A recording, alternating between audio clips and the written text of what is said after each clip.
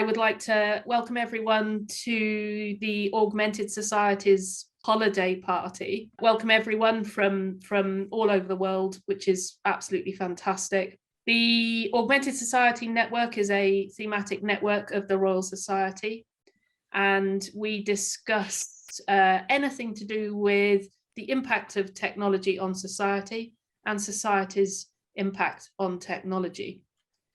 We talk every month, and we also have a sandbox area where we work and produce a number of different things. Our biggest accomplishment this year, was our reimagining of learning. And to let you know that we are kicking off a brand new project in probably March of next year, which is imagining creativity in 100 years' time. We will be coming back at you with information about that later. We've got some great events lined up for 2022 as well. But before we go into that, we need to finish up with 2021 and tell it off and tell it not to ever do that again. And unfortunately, probably feeling a little bit nervous about 2022 as well. The discussion today is upbeat, fun, and we are looking really at the best bits of 2021 and how we want to actually move forward into 2022. We had a huge range of topics, and we literally had hundreds of people discussing lots of different things. And so we thought we'd just have a little look back, but with our eye firmly on the future. Jonathan will be enthralling us with his magical predictions lined you up, for 2022. And what we're really interested in is really making the best of our time together and looking at what we can take forward in a positive and useful fashion that we can all take away and have a better 2022. One of my favorite things this year was the exercise of understanding who we are as ourselves and what we bring to the various tables at which we're lucky enough to sit at, and how we are proactive individually. My favorite time was when we asked each other what were the things that we would do personally to make a better world. And mine, which seems very shallow now, was to not need to be the first person into the last parking space at Von's supermarket. I was very happy to lose that space, to let people go forward, to let people cross in front of me, to let other people take a lead. And it was a huge weight off my mind. Obviously, I need to apply this to other things too. But anyway, I thought that was a good start. So just taking myself out of the picture. And obviously, Jonathan struggled with that and is still going to have to work on that for 2022. What, giving up the parking space? No, working on yourself. Oh. That is a lifelong thing anyway, but on that note. No. We only did it last year. You're done. You okay, all right. I'll do it. Anyway, on that fantastic note, which I thought was funny, I'm going to hand over to Jonathan to kind of lead us into the topic today. The usual rules apply. Please just speak up. I will try and guide you through, but we're all friends here. We don't need to know anything other than what your passions and your interests are. We don't need you to qualify yourself when you speak in any way. You can just speak. If you speak for too long, though, we'll get the hook. Yeah, we'll yank that game, so we will cut you off. So respect to everybody. Listen to hear what people are saying rather than to speak. And I'm going to hand over now to Jonathan to introduce us to this Christmas party, looking forward and looking backwards, but more looking forwards. Jonathan. Yes. Hi, everyone. So it's always a pleasure to be here with everyone. And to what Zoe said, everybody has an amazing voice here, and I look forward to hearing a lot of great insights.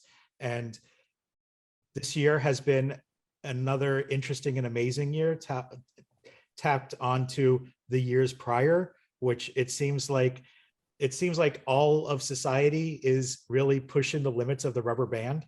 We'll see when the elasticity gives. My offer for this next hour is that we don't look to assign positive or negative. We look at things as for what they are and what the possibilities are. And we certainly have seen over the course of this year a lot of eye-opening pieces. We've seen, as we've tried to make sense of what this pandemic is and how it affects us. If we wanted to broaden that for future, how do we handle adversity? How are we resilient? How do we get knocked down and get back up again? Sorry, my kids watch Trolls all the time, so I got that song in my head. But that's what we should hopefully be living by, right? And so we really went all around the houses this year in our sessions, in our what we produced with the reimagining learning. Luckily, we are seeing that there's steps being made around the world that are in alignment with the ideas and concepts that we put forth in our paper that was published in April. And you can see all of this stuff at augmentedsociety.org. It's also published on the RSA's website. I'm just going to set the table for what we might want to look at, sort of looking at what happened in this year, and then how is that leveraged as a springboard to bigger and better things. And again, sorry, I said don't use better or worse or whatever. Springboard us into the future, right? So with us all being separated a lot more than we had in previous years, we certainly have learned a lot about ourselves. Zoe touched upon that. So how we might look at future, instead of saying after Jan 1, this is my New Year's resolution, it's like, what do we want to do? We've seen mass movement of people from the traditions that they had been brought up in terms of you have a 9-to-5 job and you show up and this, that, and the other, where people have migrated away from those roles. And what are the implications of that? One of the things that I've found interesting that we've seen bubble up over this past year in a much richer way is customer service has changed and it's become a marketing thing almost. Hey, you don't even have to talk to somebody. It's not like before where we were bugged about maybe having to go through a computerized system of pressing 1 to speak to this or 2 to speak to that. It's now there. Some companies are marketing, you don't even have to speak to somebody, which certainly targets a huge swath of a huge generation of the society, right? And so it'll be interesting to see how that changes things, whether that makes things stronger, whether we can work through the growing pains. The fact that social action has had such a shift in this year, as we've had nothing else to do but to really focus on these issues of our day.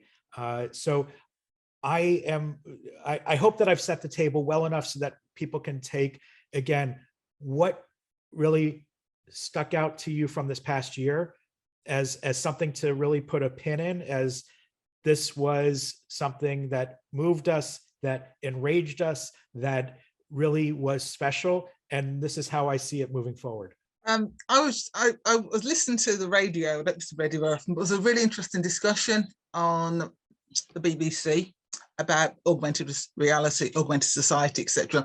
And one of the things that they discussed, which really I thought was really important, was the idea of being better humans.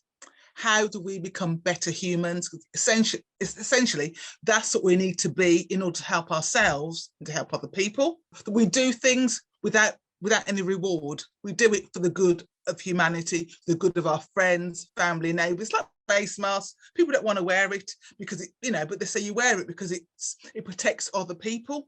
This kind of mantra is what we need to continue through all aspects of life to become better humans. That's what I think, anyway.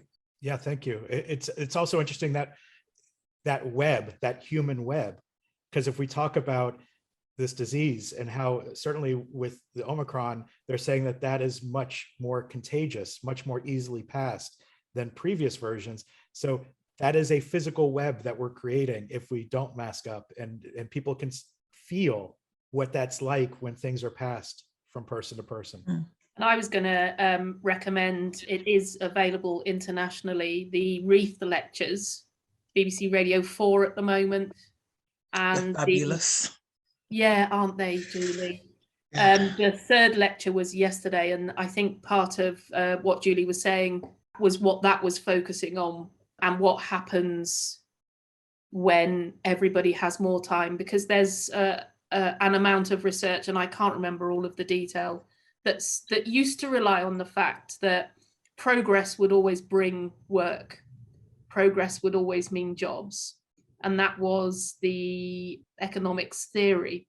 But that theory will be turned on its head with the use and applications, or the widening of the use of artificial intelligence. So it isn't something that we can all rely on anymore. But equally, the time is, or we absolutely need to discuss what we do with our time. And I remember reading The Leisure Shop from 1987, based on the UK unions, and the recognition that at some point we will have to decide what we want to do with our lives. But equally, that's based on the not really concerning ourselves so much with just simply staying alive. And so our thinking now, to me anyway, I think we'll have a better 2022 if we can find, as Julie was saying, the best of humanity, understand what it is to be human, what separates us from those machines, what actually is our purpose. And to me, it's about actually having a purpose that is more benign, less selfish, less parking space driven. And if I can get to that point, then I would be happier. But I do think it's a huge leap when, if we bear in mind, and this is, I know, something that Amy, Julie and I have discussed previously, we are the ones at this table. There is a reason why there are millions of people not at this table. But at the same time, because we have this place to talk, I'm determined to be here. And I want to be able to understand the significance of those who are not here and why that's the case. So it's a huge conversation for just, me in my own head of how did I get here? How lucky am I? Who isn't here? And how can I make that better? And how can I be that better human? I love Julie's idea of, the focus of how do we become better humans. It's funny because, when you first said, who has something to you want to bring up, I was thinking, well, what would I bring up? And even before Julie said that, kind of linked to her idea, how do we become better humans? Like, my resolve is to bring joy to every interaction I have with another person. That's my resolve. That will make me a better human over the next year. Now, it's a small, maybe a small thing, that's my response to Julie's statement. I love that. Love that. If everybody did what Mitch has just said, what a wonderful world we could all live in. We all take that small step. That's all it requires. Yeah. If it's all about elevating the energy in the room. And we often talk as humans, when you go into the wilderness, you want to leave it a little bit better than you found it. Certainly the opposite of damaging, right? You want to leave it better than you found it. And if we could all leave our spaces, enter every space and find the way to raise the vibration, to leave it better than it was, that, yes, problem solved. Well, so on the other side of it, kind of looking back, we kind of knew before the virus that many, if not all of our institutions were really not working for many or most people. During coronavirus, we've seen those break even more. And yet our systems have reinforced what we were always doing. And so it was kind of like a joke that I kind of posted on Facebook to see what people would say to it. But of course, with all jokes, there's a lot of truth in it. So what I posted was, I think the biggest lesson I've learned over the last 2 years is the tenacity of humankind to continue what we've always done, despite clear evidence that it's not working. Yes. And another angle on that. So I went with my son to, there's a really great auto museum here in Los Angeles, the Peterson Auto Museum. And we were there way early. I thought it opened at 8, let's say, or 9, whatever. It opened an hour later. So it's like, what are you going to do for all that time? And I'm just standing, waiting for the doors to open. And all of a sudden, like a group of people gets behind me. Again, there was no line, there was no anything. I kid you not, within a half hour, by the time the doors opened, there was a long line all the way out to the street there, where I just thought everybody was going to congregate in front of the doors. And then we walk in, like it's a big enough museum, like who cares? But it's that idea, Mitch, of like everybody wants to find that structure. They want to be told absolutely what to do. And that human nature of wanting to find that guidance. And we know that there's enough out there. There are people that are wanting to take advantage or leverage that to keep control of things. And right when the pandemic started, we were talking on these sessions about like, here's the opportunity to look at things differently and break free from that. It's our excuse to say, I'm breaking, like, I don't need to hold myself to what I was doing before if it doesn't resonate properly. And so that too is it. If we can be open to just seeing things differently, knowing that this world has changed, whether we like it or not, this world has changed. And so if we're open to saying, okay, let me take stock of what's really going on. And I'll use one example. When I was going around the world talking about the future, the thing was called Majority Report, the World in 2030. And we had a section about robotics. And invariably, everybody would come up, do you really think robotics are going to take over? Like everybody's going to lose their job, all that type of stuff. There were signs pointing, obviously, that robotics was going to be huge. We didn't know what that migration was going to be, whether it was going to be, okay, you guys are cut off, you're fired, and we're moving in the robot in your stead. Now, after this year, with all of these people leaving their job, robots in many business industries are required to keep up with the production needs, because they can't hire people. Hell, we have a hotel right next to us where before pandemic, things were going swimmingly. They had just opened, the restaurant was fantastic. When they sort of were able to open in pandemic, everything was down. Service was down, the food was not as good. And I went to the GM, I was like, oh man, what's going on? And he was like, I can set up and have 20 interviews booked. People actually signing up saying, I want to interview for a job. And then when it's time for them to show up in that 20 interviews in a day, we'll get 2. And invariably 1 or 2 of them will say, I'm not really looking for anything. It's this requirement. And so all of a sudden, if we allow our mindset to change from the, oh, woe is us, we're going to lose our jobs, to we need these robots to be able to keep that supply chain going so we can get the thingamabobs that we're willing to buy from Amazon or even our local distributor. It's, again, with change happens. And Mitch, circling back to your point, so many people are so afraid of change and are grasping at those systems, at those restraints, at those control bars that they were always relying on, even if it wasn't comfortable. Wouldn't it be great if people could reframe? You know, the whole idea of robots are coming, I might lose my job. Well, job is not really an end in itself. A job, what we all want to do is we all want to live reasonably comfortable lives and make a difference and do something interesting. And a job is a way to do that. But if robots come and we don't have jobs, as long as we have other ways of living reasonably comfortably and making a difference and interacting with other people, isn't that what we really want? And so should we reframe that? It's the same thing with, geez, something, I don't want anybody touching my healthcare insurance. I couldn't care less about healthcare insurance. Okay. I want to stay healthy. Right. And when I get sick, I want a way to get better.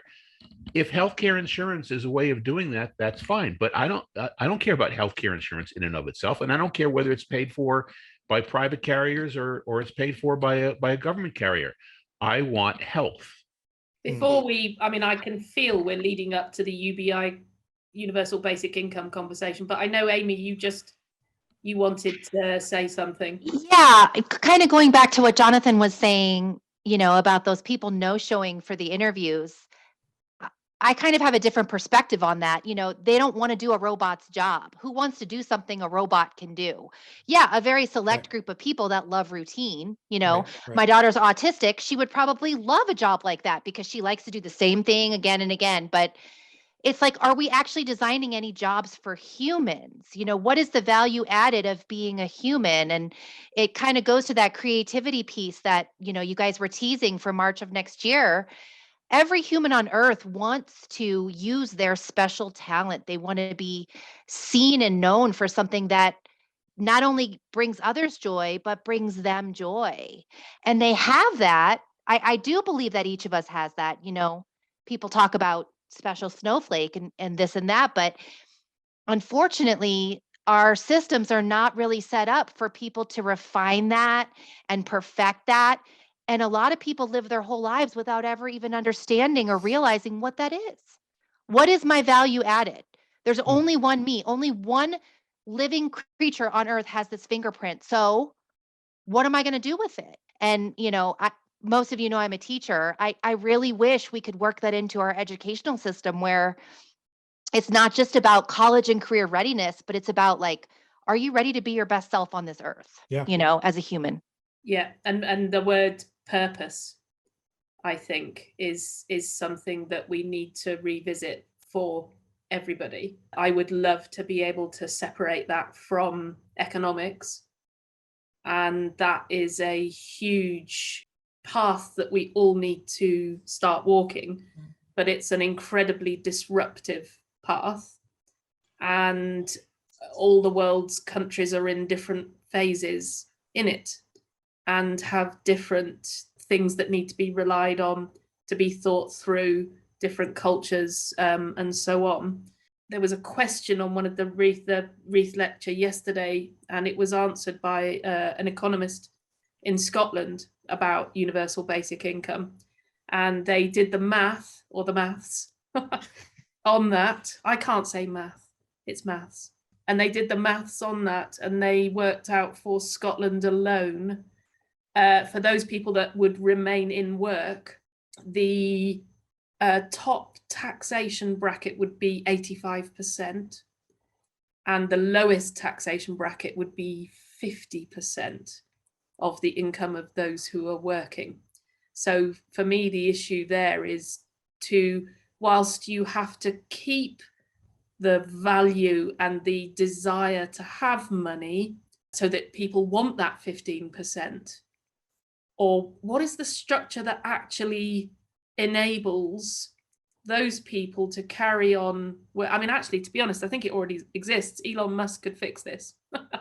There are a few people that could fix this right now. And the royal family could as well, I should add. Oh, sorry, Julie. Yes, Mom can step in too. So maybe actually that's already there, and I'm just being naive. There is already in place those people that could change this. But how do you keep going forward with a tax level of you getting 15% of your income? It comes back to change is change. And when things change, things change. Very clever to say. No, but yes, I know it's much easier to say, but you just brought up examples of people that have tremendous amounts of money. You've got a monarch of a government that has tremendous amounts of money, but we can also look at successful programs that happened this year that we've talked about over the course of this year with, it wasn't a universal basic income, but it was basically a guaranteed minimum income. There's like all these technicalities that are different. I don't know, but are those the ones that big companies do as a tax write-off? Are those the ones you're talking about? No, in the case, there's a city called Compton, which, is not a wealthy area. Like there's Beverly Hills, which is absolutely wealthy in Los Angeles County. And then there's Compton, which ain't, right? And they were able to support a program that they saw tremendous results from. And I really, when we're talking about that much of a taxation, it really depends on the market you're in, or the country you're in, the town you're in, as to what those rates are. And so when you talk about an 85%, to me, that doesn't compute. So I won't even talk about percentages. But the reality is maybe we don't tax. And with so many people taking unemployment in the United States, that was an issue too. It's like, what is the rate of taxation? And also, you can also say, if the government or if some entity is paying out the money and then taking a tax back on that, it's almost like you're keeping cash flow going. So ostensibly that money that you're now taking back in taxes then goes to pay for the next round of UBI or whatever it is. So I don't know what those things are, but again, to me, again, it just points back to the need to be open and knowing that when things change, maybe our rates need to change. You know, maybe you have a different rate if you're this. And quite honestly, it's a marketing thing too. And what we've seen this year in terms of marketing has been really eye-opening because of what, and when I say marketing, you can call it spin, propaganda, just any type of push, trying to get somebody to agree with what you're saying or what you're selling. In this case, there needs to be better communication about what the possibilities are. If you take away somebody's anxiety about whether I can exist, whether I can have a roof over my head, and by removing that anxiety, that allows them to be productive in something that we just talked about in terms of what are you passionate about? What is your individual purpose? What brings you, like, as long as you're not hurting other people, then it's all fair game, right? So so if it was all communicated that way, as opposed to, oh, these people are taking handouts. And which is very Victorian. That way of thinking was kind of, you have to be worthy. So how many centuries, we're what, 120 years since Victorian age? I think that's when that kind of, you can't just give someone money, you have to give something. So the idea, there was a charity back about 10 years ago who were at CES, and not CES, Collision, I beg your pardon. And they were one of the few charities that just gave money.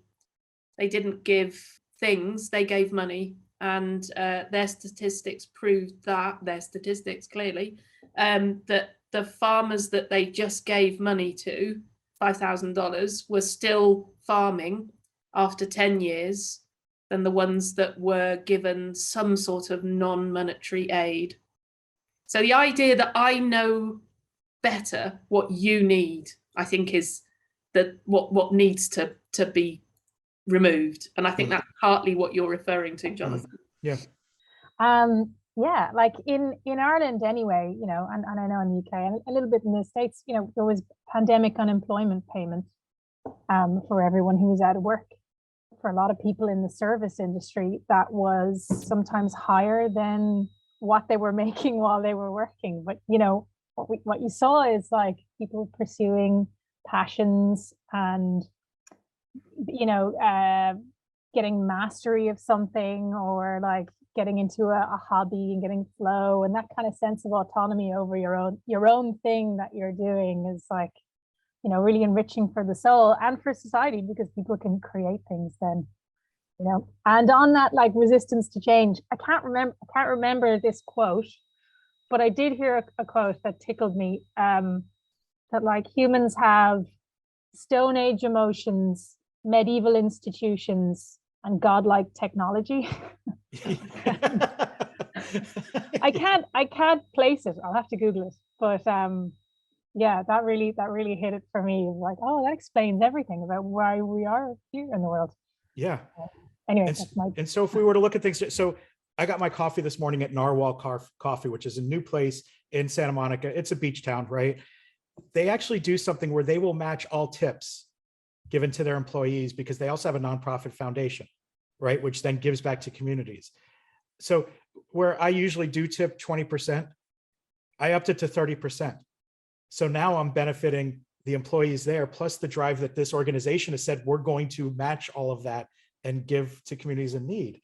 It's those types of things also should be shared. And like, how, from a business sense, how do you support that? How does that continue? And we know that the service industry was slammed by the past year and a half. Yeah. Absolutely. Like there are so many different work groups that we can lament. And Amy, I know teachers have had a hellish time with this, while being forced to, oh, you're in person. No, you're going to be on TV. And no, you're going to be in person and on TV. And no, you're going to have twice as many students in a class. It's just, but like, at least there was a place to go to. whereas for many, there was no place to go to. When we were briefly talking, Jonathan, one of your predictions was about different payment mechanisms, which to me sounds sort of quite not obvious, but definitely something that was needed. Liana, I watched the Gig Is Up, fantastic documentary. And yeah, brilliant. Thank you for that. The Digital Turks, which are the human in the loop, human correctors for Amazon and its vast databases. There is I did it for a while actually, but I was so rubbish because I just can't concentrate for long enough to say that the blouse it was red, it had short sleeves. Anyway, this kind of employment is being undertaken by people around the world, but it will be for 1 cent for one transaction. It will be 10 cents to say a blouse looks like a blouse. It's about correcting and cleaning data. And what Amazon have also done is they will only pay their workers in gift cards. So they have cut out the need for a real financial transaction. So the costs which currently are associated with credit card payments, wage payments, and so on, has been completely set to one side. I see it as absolutely dreadful that is what they've done, but that is what they've done. So I think, Jonathan, you're right in terms of a proliferation, and to a large degree, it's already here. The valuing of people just like products. I may be more valuable as a lift worker because I'm going to be far more fun as your driver than Jonathan would be, for example. You're going to get more jokes with me. I'm going to get you there faster. It's going to be a much more entertaining experience. So maybe I will be worth more. Other ways I can't help, but just because it's our Christmas party, just to have some fun. Can't help myself. But those, I don't know what anyone else's thoughts are on that. Are you doing something currently where you're not paid, into your standard fiat bank account? What other mechanisms are you allowing or are you having to use in your lives? And then Jonathan, it'd be great to hear what you think the bigger picture might be. I think one of the things that's become clear as we talk about money is the tremendous value that society, because of our financing, places on capital versus places on labor. So if you had $1 million at the beginning of 2020 and you did no work, then essentially you earned about 25% on that $1 million on average if you were in the stock market. So by doing nothing, you just earned $250,000. And then the next year, 2021, if you had $1 million at the beginning of 2021, you basically earned $200,000. Well, to me, that just seems totally screwed up because you have people who are working their fingers to the bone for practically nothing. And yet you have people who just by virtue of having $1 million in the stock market are earning $250,000, $200,000 a year. That just seems wrong. And these are the systems that are in place, right? And these are the systems that are in place. This has been around since before Rockefeller.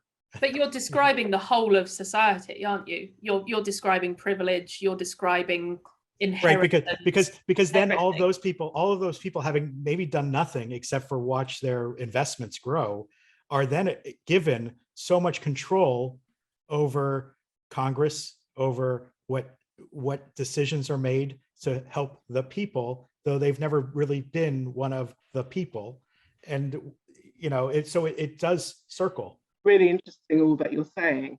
I think the only thing that I would add was something around race. I'm a Black woman, and I think this year has been a big awakening, particularly in the UK, around racism and anti-racism and George Floyd. So I just think that's been a real big turning point. I work a lot with schools, and we've been doing a lot with our young people around race issues and issues for the way that the teachers speak to them, but I just never really acknowledged before. They're kind of what they call those microaggressions. So you see a group of young Black boys, and suddenly it's a gang of young black boys, or somebody does their hair and they feel the need to ask them, is it real or is it not real? Some of those things that really I had not recognized before, but it's been an awakening for me, and some difficult and uncomfortable conversations sometimes with the head teacher who I support. Yeah. But it's been a real awakening, really has. No, thank you for sharing that. I've got to say, like, one of my predictions for the short near future is that social action is going to become status quo as opposed to off norm. And what you just said is an example of that, because this stuff is coming in full view. And I'll talk about in the US, when Obama was elected president way back when, everybody was like, oh, we no longer have racism. But what really happened was it all went underground. And over the past, certainly. It didn't go underground in the Senate because it was rampant in the Senate. Right. But it was called something else, right? But it became absolutely clear with how much information has come out, certainly in this past year, that there's, I mean, with the Aubrey case, where a black man was shot and the defense was, we thought he had robbed a property. And so that was, it was like, oh, so even if he had robbed a property, that's a good enough reason to shoot somebody. Like it's those types of things that have come up. And if we look at those as learning opportunities and growth opportunities, there's going to be a lot more growth opportunities. They're going to be uncomfortable, but they're going to get much more discussion, and because of how our socials are working, because of how we're communicating with each other. But if you tie that into an increased understanding of your purpose and your level of self-awareness, then we can take that from a personal perspective and be that person in 2022. Yes, but some people don't have that option, right? So, I mean, I have a black son, and we are absolutely aware, because I've seen it, because I travel with him, because I see how people respond to him as opposed to me. And so right there, it's palpable. And that is a concern of mine, that my son is not going to have, as things stand right now, I'm an optimist. I think things are going to change. The fact that, and I posted something on Facebook, his birthday was the other day. We got him we got him Adidas sneakers that had black Lego characters. So for him to be able to see those things on a product, that was not likely before. So yes, things are changing, but we also have to be cognizant, Zoe, much like you said about that we're able to be at the table and some people aren't.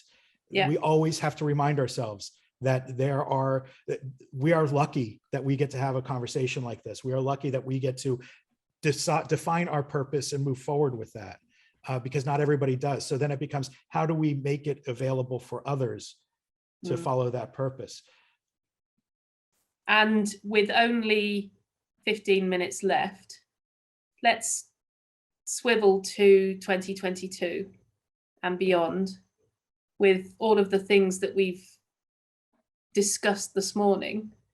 It seems to me that we have mentioned a number of the things that if we took forward as best we can personally, we would have a better year. I wondered if anyone wants to make some or have some thoughts on what they see in 2022.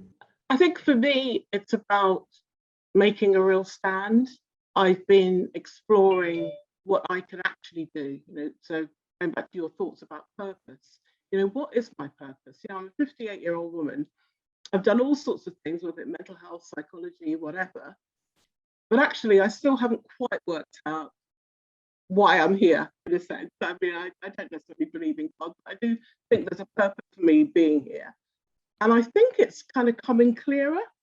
And somebody said to me the other day, I was talking about, I thought I'd be in a village in Africa supporting the traumatized young people, through the sort of my psychology and my mental health experience.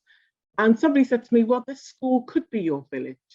And I thought that was just such a sharp thing, because I just thought, actually, maybe I am where I'm meant to be.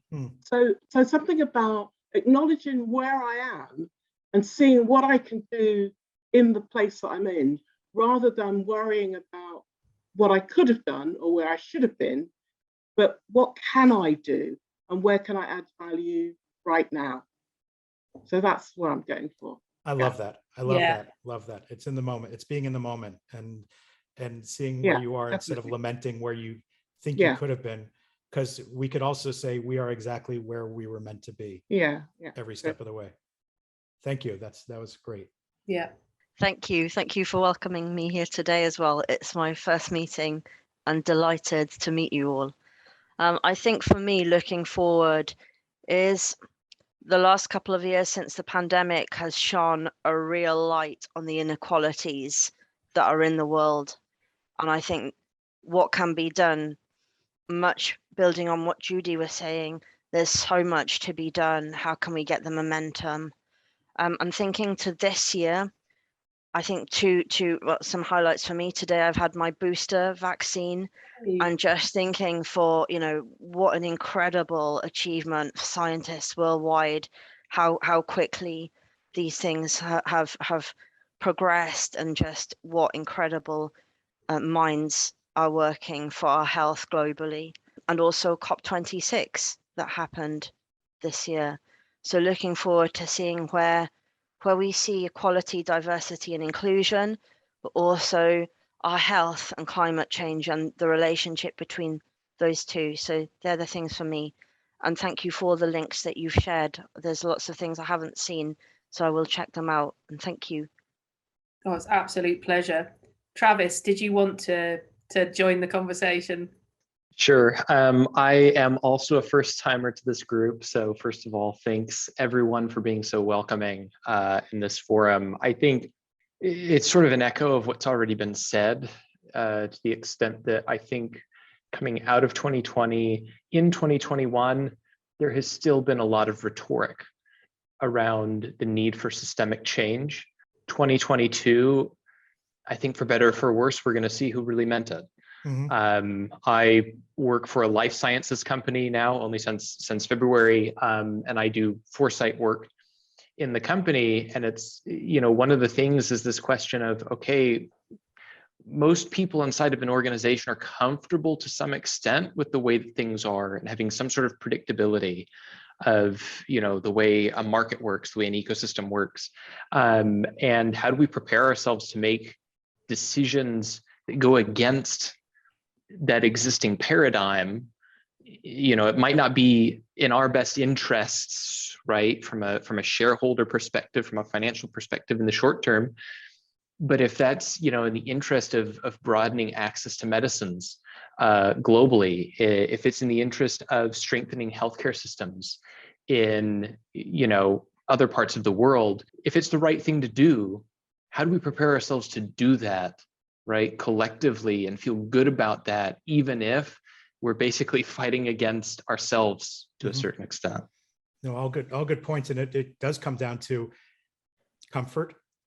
It comes down to the more people do these things, the more we see, and then feel like I'm not stepping completely out of line. Because there are people, as you said, it's that human issue. I'm battling myself. Like, how far can I step out of line? Do I want to step out of line? Like, I've always followed the rules. As much as we were talking about the rubber band expanding and when is that going to snap, it's also like on the negative side and on the positive side. It's like, where have we held our purpose back, and how much can we expand and still feel comfortable? I think that that's going to be one of the huge things in 2022, as all of this information becomes more and more available. And it feels like now information is just being, I'm sorry to use the word, but that's how it feels, vomited. It is just being blown out there without any parsing, because we've certainly seen over the past year a bunch of information that is absolutely defined by who's giving the information, right? And the spin is based on that. Whereas now, like, we're seeing just information and from different sources that if people want to go to these different places instead of being in their echo chambers, you can see and start making decisions on your own based on the information that's out there. And I think that we're seeing more and more of that. It's becoming more prevalent because people are saying it doesn't feel good to me. I don't feel comfortable. So where can I find myself being comfortable?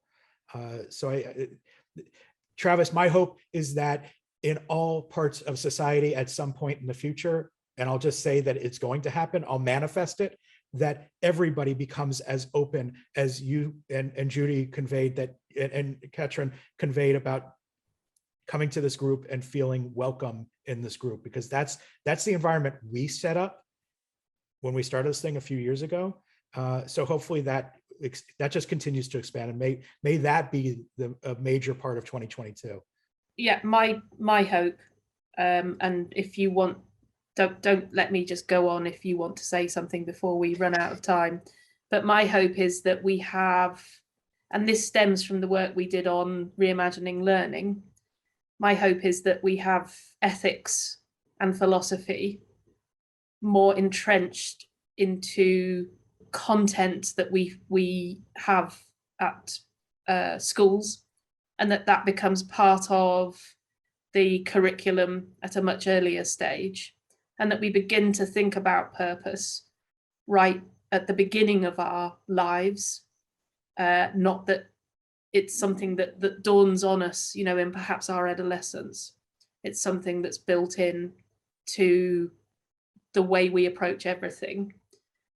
And I would also want to put everybody on the ethics of data presentation course, so that what Jonathan was talking about there does actually happen and is possible for everyone to begin to understand that as data is or becomes freer, that more people can do more things with it, and that you need to be able to see what you're being shown and understand when there's a conversation that says, but this is the data, what that really means to you, and not be swayed in one direction or another by horribly biased data that's only sourced from single or bad or otherwise origins, and that we all understand, because I think that the data age clearly has been upon us for some time, but most people, including myself, we don't know how to read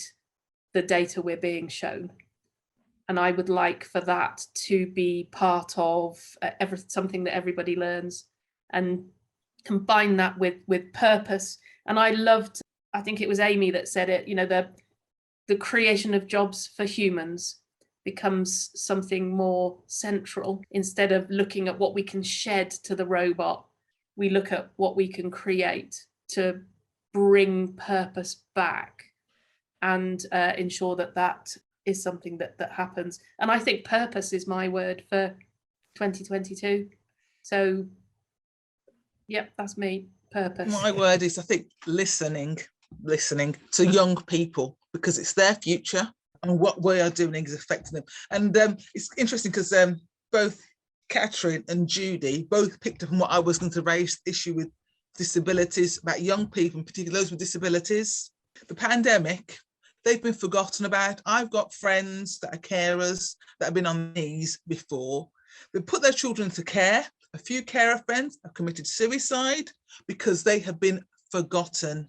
These young people have been forgotten. That children with disabilities, they were invisible before, they're invisible now. A lot of children know, Black kids, Asian kids, kids of all different nationalities, creed, race, colour. They all matter, and we need to think about all of them. I've had some difficult conversations with my son, who is autistic, about issues to do with how police will perceive him as he gets older. I've said some things like, if you come out a shop and people are running, you mustn't run because they're going to shoot you first. What a conversation to have to a 9-year-old. Yes. Not a conversation you should be having. Yes. But all these kinds of things, and because of his disability, sometimes he has issues with speech. He might not get to say what he wants to say clearly. And therefore, in that kind of panic, he might do something, a gesture that people think actually he's going to do something, and he's not. So we need to, it's understanding body language, attitude, and giving young people the time and the space to get their thoughts together and say what they need to say. Because we're very reactive with everything. You know, we can't be reactive anymore. We have to be proactive. We need to plan. You know, all of the climate change and the Fridays that the kids were out of school. It's almost like that happened, and like, what's happened now? It's all gone quiet. We had all these ideas and all these things that we wanted to say, and now it's quiet. Right. It's like it's a tick box. Oh yes, we did the Black Lives Matter. Tick that. Oh, we did the climate change. Tick that. Oh yeah, well done. With the NHS, they got a £1 pay rise. Tick that. It's like they're still doing the tick box, and they can't do a tick box anymore. We matter as human beings. We all matter. We all have a purpose. We all have a voice, and it's time that people in authority listen to what we have to say. That's what I think needs to happen. They need to listen to us. Listen is my word. Fantastic. Awesome. Yeah. I'm following that movement. Yes, Julie, thank you. I'm listening to you all, and for me, I'm thinking, well, there's 3 things that I'm going to work on for myself for 2022, and this has really come out of this conversation. 1, I brought up earlier, bring joy into every interaction. 2, in every disagreement or argument, find something that the other person says that I can agree with. And 3rd, step forward and have the conversation, even if the topic feels uncomfortable. And so those are the 3 things that I'm going to work on for 2022, coming out of this conversation. So thank you all. Mitch, I'm going to paraphrase you a little bit with that last one. Let's call it, sometimes you have to embrace discomfort. Right. Yes. I really, really enjoyed that conversation.